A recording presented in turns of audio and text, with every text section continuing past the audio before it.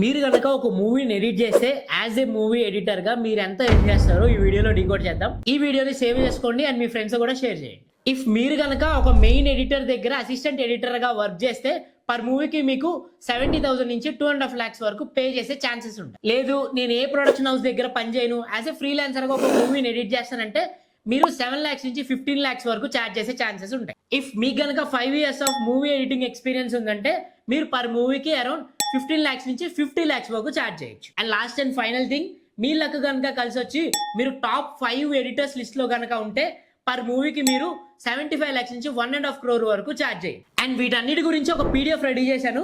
మీకు కనుక పీడిఎఫ్ కావాలనుకుంటే ఈ కామెంట్ సెషన్ లో ఎడిటింగ్ అని కామెంట్ చేయండి, నేనే డైరెక్ట్ గా పంపిస్తాను. అండ్ మన డివి అకాడమీలో July 30th నుంచి new video editing batch start అవబోతుంది.